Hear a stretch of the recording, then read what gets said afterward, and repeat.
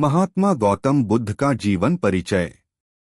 महात्मा गौतम बुद्ध विश्व के महानतम आध्यात्मिक गुरुओं, दार्शनिकों और मानवतावादियों में से एक हैं। उन्होंने अपने जीवन और उपदेशों के माध्यम से संसार को अहिंसा, करुणा, मध्यम मार्ग और सत्य का संदेश दिया।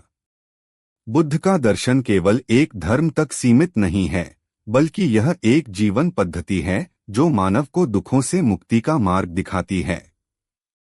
उन्होंने कर्म, पुनर्जन्म, दुख, तृष्णा और निर्वाण जैसे गूढ़ विषयों को सरल रूप में समझाया। भारत ही नहीं, एशिया के अनेक देशों में आज भी उनके विचार जनजीवन को दिशा दे रहे हैं। जन्म और परिवार। महात्मा गौतम बुद्ध का जन्म 563 ईसा पूर्व, कुछ विद्वानों के अनुसार 623 ईपू में हुआ था। उनका जन्मस्थान लुम्बिनी था, जो वर्तमान में नेपाल में स्थित है। उनके पिता का नाम शुद्धोधन था, जो शाक्य गणराज्य के प्रमुख थे। उनकी माता का नाम माया देवी था, जो कोलिय गणराज्य की राजकुमारी थीं। कहा जाता है कि गौतम बुद्ध के जन्म से 7 दिन बाद ही उनकी माता माया देवी का निधन हो गया। इसके बाद उनका पालन पोषण उनकी मौसी महाप्रजापति गौतमी ने किया। जन्म के समय उनका नाम सिद्धार्थ रखा गया, जिसका अर्थ है जो अपने उद्देश्य को प्राप्त कर ले। जन्म से संबंधित भविष्यवाणी।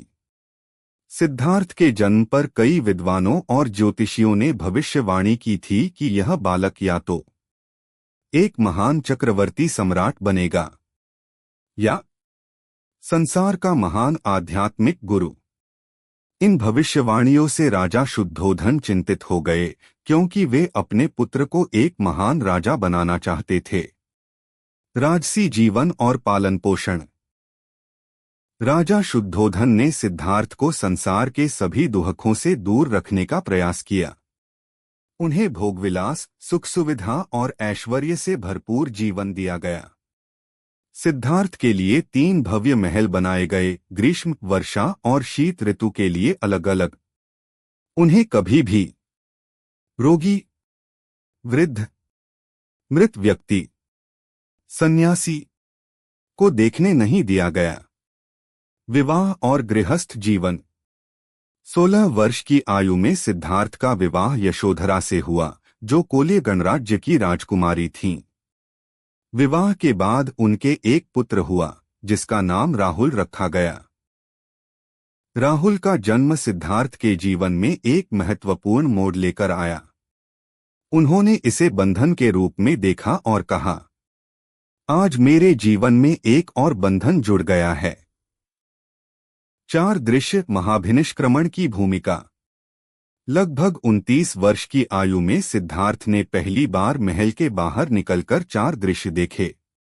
एक वृद्ध व्यक्ति, एक रोगी व्यक्ति, एक मृत व्यक्ति, एक सन्यासी।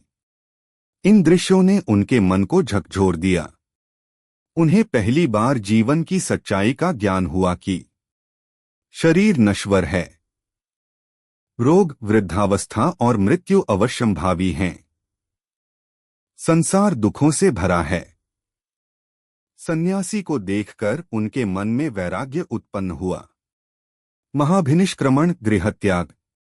एक रात्रि सिद्धार्थ ने अपने पुत्र, पत्नी और राजसी वैभव को त्याग दिया। इस घटना को महाभिनिष्क्रमण कहा जाता है। उन्होंने अपने केश काट दिए, राजसी वस्त्र त्याग दिए और सन्यासी का जीवन अपना लिया। यह त्याग मानव इतिहास की सबसे महान घटनाओं में से एक माना जाता है। तपस्या और साधना।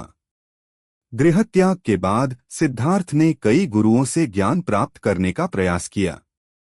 आलार कालांग, उद्दक रामपुत्र, लेकिन उन्हें आत्मिक शांति नहीं मिली।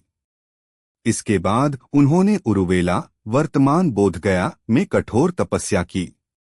उन्होंने अल्प आहार लिया, शरीर को अत्यधिक कष्ट दिया, वर्षों तक तप किया।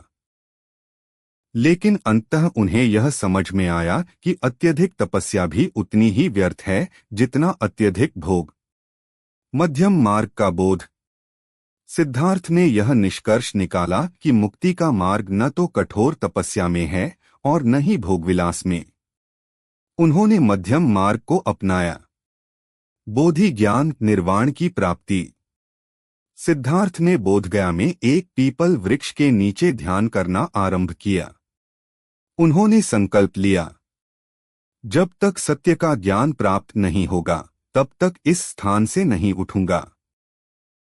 लगातार ध्यान के बाद वैशाख पूर्णिमा की रात्रि को उन्हें ज्ञान की प्राप्ति हुई। इसी क्षण वे बुद्ध कहलाए, जिसका अर्थ है ज्ञानी या जागृत व्यक्ति।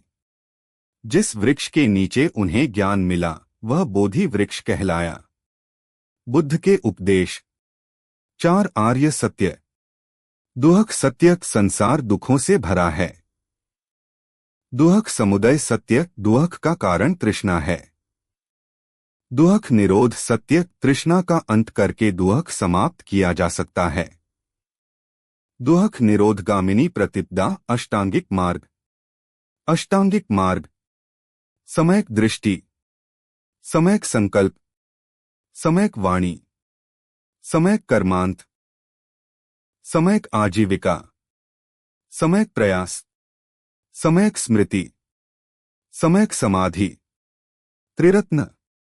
बुद्ध, धम्म, संघ। धर्म प्रचार। बुद्ध ने अपना पहला उपदेश सारनाथ में दिया, जिसे धर्मचक्र प्रवर्तन कहा जाता है।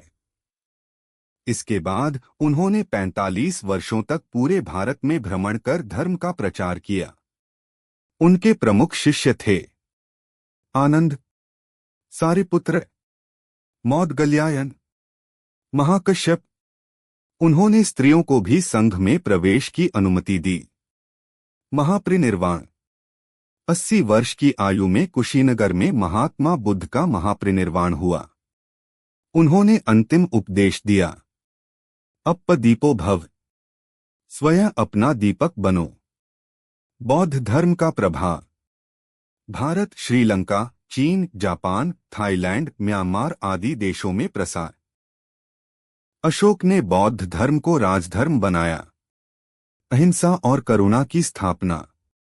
महात्मा गौतम बुद्ध केवल एक धार्मिक गुरु नहीं थे, बल्कि मानवता के पथप्रदर्शक थे। उनका जीवन त्याग, करुणा, शांति और विवेक का प्रतीक है। आज के हिंसाग्रस्त और अशांत विश्व में बुद्ध के विचार पहले से अधिक प्रासंगिक हैं। यदि मानव उनके बताए मार्ग पर चले तो संसार में शांति और सद्भाव स्थापित हो सकता है।